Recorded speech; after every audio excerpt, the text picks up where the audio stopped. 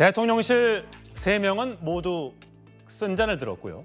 한동훈의 사람들은 과연 공천을 받고 있는지 이 얘기를 좀 해보도록 하겠습니다. 아까 민주당에서는 친명 단수 비명 경선이란 말이 있었던 것처럼 국민의힘에선 현역 불패가 이어지고 있고요. 용산 탈락이라는 결과도 지금 나오고 있습니다. 자, 오늘 발표된 공천 결과에서 여명, 최지우, 이동석 전 대통령실 행정관은 전부 다 현역 의원들한테 지면서 현역 의원과 전현직 의원들한테 패배를 하면서 경선에서 탈락했습니다. 공천장을 받지 못했고요. 지금 현재 대통령실 출신으로 공천을 받은 사람은 4명인데 이승환 서울 중랑을, 전희경 경기 의정부 갑, 그다음에 장성민 경기 안산 상록 갑, 그리고 부산 해운대 갑의 주진우 전 비서관. 여기서 보면 이제 험지가 아닌 곳, 그러니까 주진우 전 비서관 정도만 빼고는 공천장은 받았지만 민주당 현역 의원들이 있는 험지로 분류되는 곳이라 대통령실 출신들이 굉장히 공천을 받기가 또 당선되기가 쉽지 않다라는 얘기가 나오고 있고요. 반면에 현역 의원들의 공천 작업은 제대로 이루어진다는 말이 좀 어폐가 있는데 탈락자가 없습니다. 자, 오늘 지역구 현역 전원 경선 통과했는데 다 대부분 충청권입니다. 정우택 의원, 이종배 의원, 엄태영 의원, 박덕흠, 장동혁 사무총장, 한동훈 비대위원장의 최측근으로 불리는 이 5명은 모두 경선을 뚫고 공천장을 받아들게 됐습니다. 여기에 대해서 국민의힘 공천관리위원장은 이렇게 얘기했습니다. 들어보시죠. 저희들이 현역 또 다선 의원에 대해서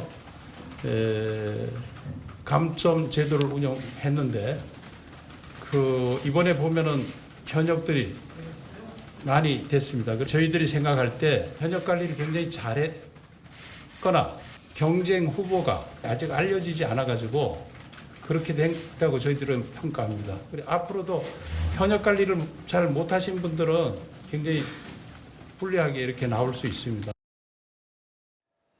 예, 서 변호사님. 이게 사실 정치 신인들이 지역구가 있는 현역 의원들을 이기고 공천을 받기가 아무리 감점이 있다 하더라도, 그다음에 신인 가점이 있다 하더라도 쉽지 않은 게 지금 증명이 되고 있는데 이러다 보면 또 국민들 입장에선 뭐 그게 그 사람 아니야? 맨날 보던 사람 아니야? 3선, 4선 하던 사람 그 사람 아니야?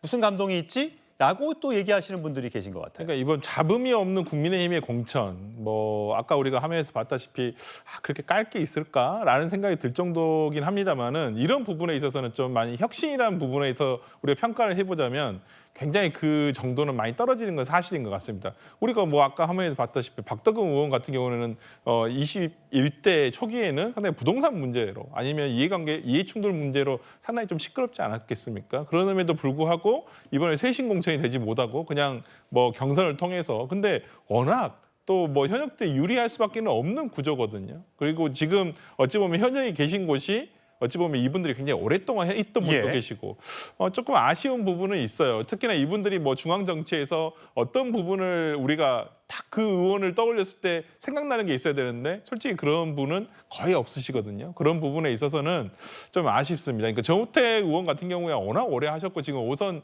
도전이신 것 같은데 나머지 의원분들 같은 경우에 충청권에서 현역이 이렇게 세구나. 저는 앞으로도 이 충청권을 지나서 이제 그 경부선, 이제 TK 지역이라든지 PK 지역에서 어떤 현역 의원들과의 경선에서도 거의 같은 결과가 나오지 않을까 한번 예상을 해봅니다. 정우택 국회부의장은 5선이니까 이번에 혹시 또 이기게 되면 6선이 되게 되는 거죠. 상당히 지금 현역 의원들이 그러다 보니까 이게 혹시 제3지대, 그러니까 처음에 민주당이나 국민의힘이나 현역 의원들이 탈락을 하게 되면 이 개혁신당으로 가든지 새로운 미래로 가든지 등등의 어떤 3지역으로 이동할 것이다라는 예상들이 또 있었지 않습니까? 또 김건희 특검법을 또 상대로 하면서 또 거기에 또한 또 표결에 영향을 미칠 수 있지 않을까라고 등등 얘기가 있으면서 과연 현역 의원들의 공천이 어떻게 될 것인가? 지금 국민의힘 보면 아직까지는 다 생존이에요. 네. 저는 이렇게 보는 게 이제 우리가 정당에서 공천하는 방식이 2가지가 있습니다. 그러니까 이른바 제도적 공천. 그게 이건 뭐냐면 이제 경선을 통하거나 이제 말하자면은 이 절차를 밟아 올라가서 최종 후보를 정하는 방식을 우리가 제도적 공천이라고 하고 전략 공천이란 말이 있지 않습니까? 이거는 당의 컨셉에 맞는 후보를 강제로 지명해가지고 현역을 이탈시킴으로써 이른바 물갈이 공천을 하는 거 두 가지 방식을 토탈 쓰는데 저는 이번에 국민의힘이 그 전략 공천보다는 제도적 공천의 방점을 띈 건 뭐냐? 그러니까 한동훈 위원장이 얘기하지 않았습니까? 이기는 공천은 하겠다. 그다음에 우리가 국민 눈높이에 맞는 공천하겠다. 이제 이 얘기는 뭐냐면 경쟁력 지표를 보겠다는 얘기죠. 그러다 보니까 아무래도 물갈이 폭은 줄고 이제 제도적 공천을 통해서 현역이 승리하는 경우가 많은 게 아까 자료에도 나왔습니다만은 무려 35%를 감점하고 신인에게 20%를 줘도 예. 워낙 이 표차가 크게 되면은 이게 상쇄될 수가 없거든요. 그렇기 때문에 현역 불패 신화가 이어지는 것 같은데 다만 이런 지점은 좀 옳지 않다고 보는 거는 이렇습니다. 그러니까 마치 김건희 특검법 때문에 이런 일을 했다라는 얘기가 나오는데 실제 지금 김건희 특검법 가지고 급한 데는 민주당입니다. 당장 지금 이렇게 이탈자가 너무 많아서 뭐 이번 29일 날 표결 올리면 어쩌면 민주당이 생각지 못한 결과가 나올 수도 있어요. 그러니까 이걸 가지고 과도하게 해석하는 건 좀 그런데 어쨌든 한동훈식의 공천이 이렇게 제도적 공천으로 한 이상 물갈이 공천과 이른바 혁신 공천은 사라졌는데 과연 TK와 그다음에 뭐 일부 강원권 그다음에 강남 남았죠? 예, 강남 네. 남았죠. 이런 쪽에서는 과연 어떻게 한번 그 마지막 카드가 한번 나올지 이 부분은 지켜볼 대목이라고 생각합니다. 예, 아직 공천 작업이 절반 정도밖에 안 지났습니다. 아직 임명해야 될 사람, 지명해야 될 사람들이 상당히 많이 있습니다.